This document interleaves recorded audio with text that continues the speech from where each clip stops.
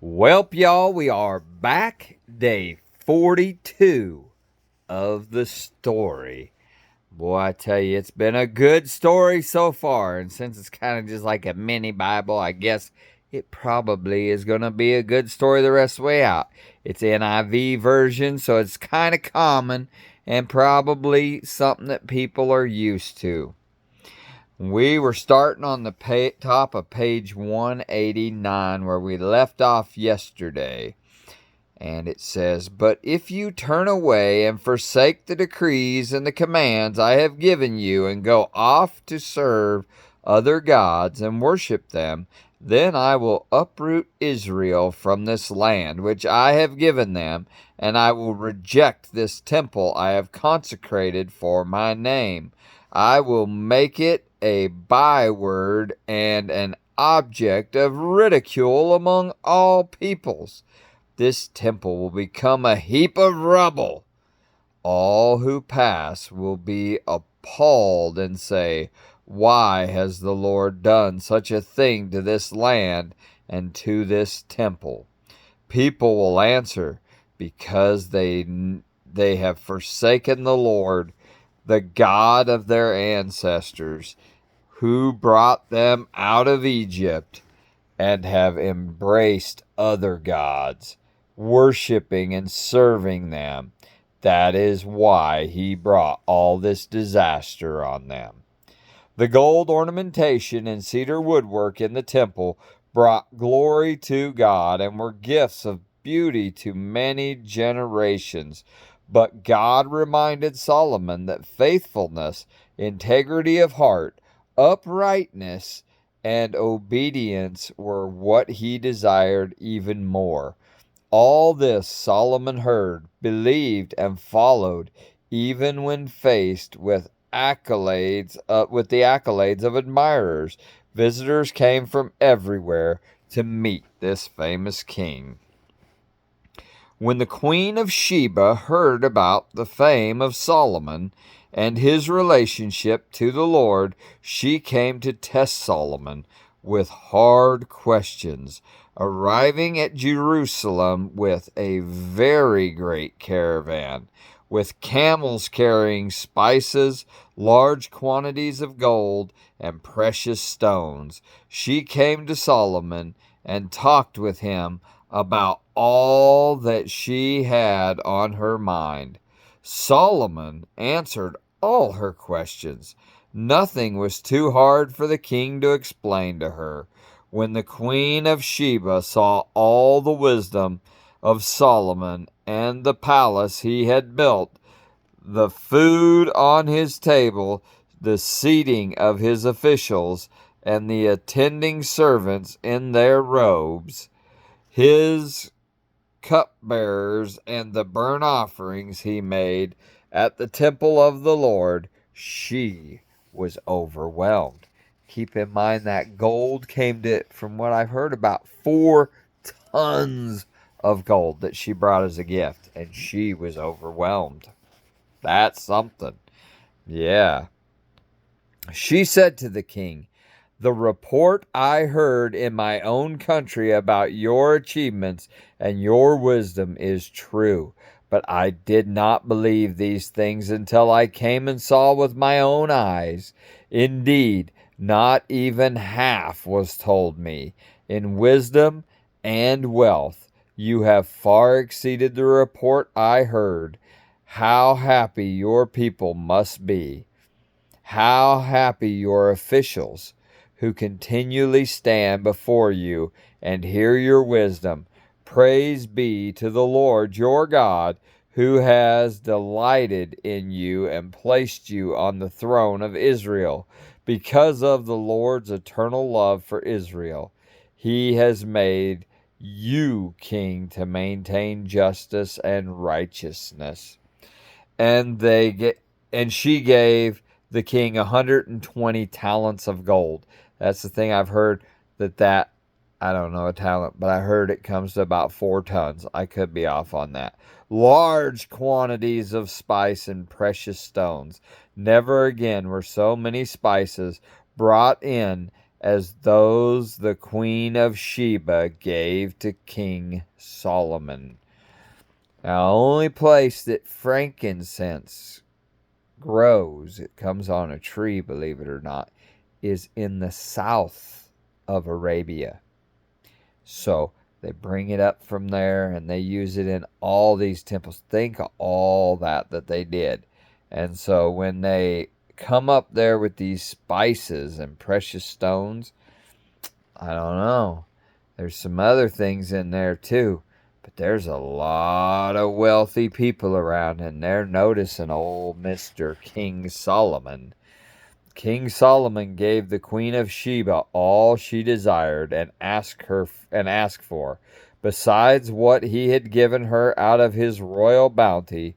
Then she left and returned with her retinue to her own country. I don't know what a retinue is. The weight of the gold that Solomon received yearly was 666 talents. Ooh, scary number. 666. I don't like it. Not including the revenues from merchants and traders and from all the Arabian kings and governors of the territories. Let's hope it gets it up to 667 at least. We don't want that many sixes in one place. Mark of the Beast. I don't like that number. I ain't saying I'm scared of it, because it's just a number.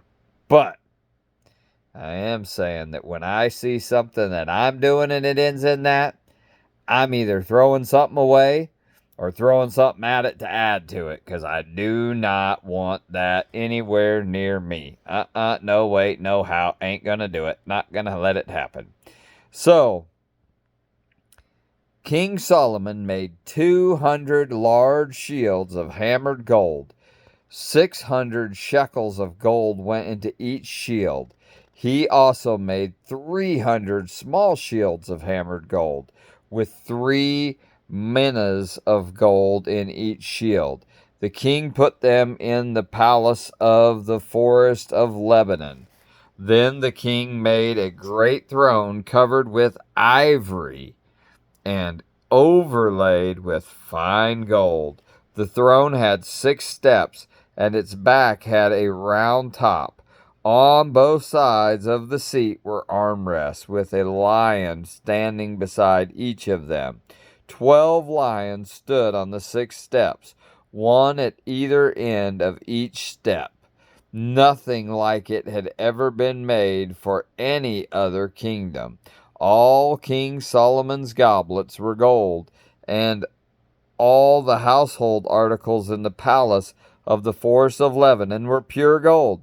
Nothing was made of silver, because silver was considered of little value in Solomon's days. The king had a fleet of trading ships at sea, along with the ships of Hiram. Once every 3 years it returned, carrying gold, silver, and ivory, and apes and baboons. Apes and baboons, y'all. I don't know. I'm going to let you know. I know that they will fling poo. I don't know if I want these things playing around with my gold. They might fling gold too. Yeah. What on earth? King Solomon was greater in riches and wisdom than all the other kings of the earth. The whole world sought audience with Solomon to hear the wisdom God had put in his heart. Year after year, everyone who came brought a gift. Articles of silver and gold. No, he just said he didn't like the silver, but whatever. Of silver and gold, robes, weapons, spices, horses, and mules. Solomon accumulated chariots and horses. He had 1,400 chariots and 12,000 horses, which he kept in the chariot cities, and also with him in Jerusalem. The king made silver as common in Jerusalem as stones, and cedar as plentiful as sycamore, fig trees in the foothills. Solomon's horses were imported from Egypt and from Kui. Kui. We're going to go with Kui. The royal merchants purchased them from Kui at the current price. They imported a chariot from Egypt for 600 shekels of silver, and the horse for 150. They also exported them to all the kings of the Hittites and of the Arameans. Wonder if those are related to Armenians. Don't know. During Solomon's time, polygamy, not polygamy. I'm sitting here reading, and to me, polygamy. Polygamy. I know that word. Was considered normal, but was not sanctioned by God. Like other kings, Solomon had a large harem of wives, some of whom were from other nations. For Solomon, unfortunately, the irresistible draw of sweet perfume led to relaxing his guard against pagan worship, as well as a bad decision from a fellow renowned for wisdom, as well as a bad decision from a fellow renowned for wisdom. Yeah, I guess, just saying that it was the beginning of the end. King Solomon, however, loved many foreign women besides Pharaoh's daughter. Moabites, Ammonites, Edomites, Sidonians, and the Hittites. They were from nations about which the Lord had told the Israelites, "You must not intermarry with them, because they will surely turn your hearts toward or after their gods." Nevertheless, Solomon held fast to them in love. He had 700 wives of royal birth and 300 concubines, and his wives led him. Okay, first off, 7 and 300. I don't know if y'all do math. That's 1,000, right? There's only 365 days in a year.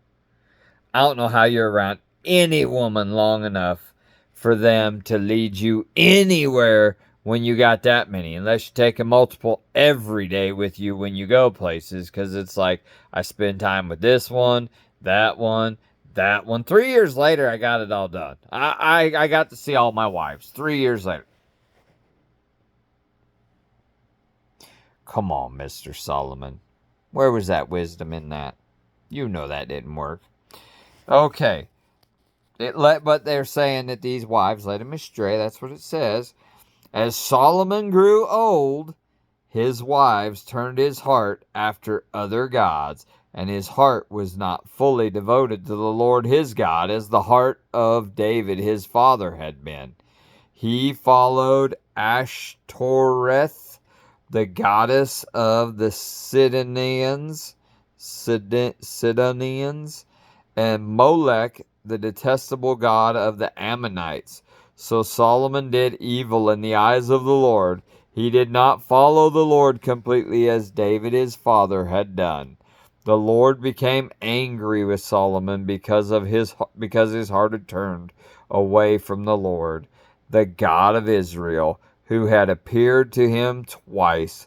Although he had forbidden Solomon to follow other gods, Solomon did not keep the Lord's command. So the Lord said to Solomon, "Since this is your attitude, and you have not kept my covenant and my decrees, which I commanded you, I will most certainly tear the kingdom away from you and give it to one of your subordinates. Nevertheless, for the sake of David your father, I will not do it during your lifetime. I will tear it out of the hand of your son. Yet I will not tear the whole kingdom from him, but I will give him one tribe for the sake of David, my servant, and for the sake of Jerusalem, which I have chosen." There you go. We are now getting ready to go to chapter 14, A Kingdom torn in two. All done with chapter 13. Solomon being a bad boy out there with all them wives, knowing he didn't need all them wives. Just kind of a man of excess, you know. All that gold, all that silver, all them wives. Y'all, don't chase nothing in this life but God. If you got a good wife, she's chasing God too. And y'all on a journey there together. Don't be worried about all these other wide paths you see out there along the way. You're running that narrow one with this one person God gives you. And you're wanting to go in that gate that them other folks don't even see. 'Cause they're headed to that big purty gate and you're going to the little servants one. I tell you what, that's a pretty good story and a pretty good thing to know, because all throughout this we see the ebb and flow. These stiff-necked persons turning to God, and He's still blessed them even though they've abandoned Him over and over. But every time they're turning away, He's like, it ain't gonna be good. I'm gonna bring somebody to help out, but it ain't gonna be good for y'all. You should not have done that, right?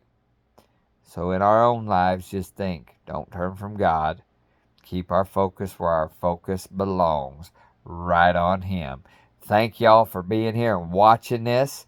Thank y'all for liking, for sharing, for subscribing, turning on your little bell dinger donger thing.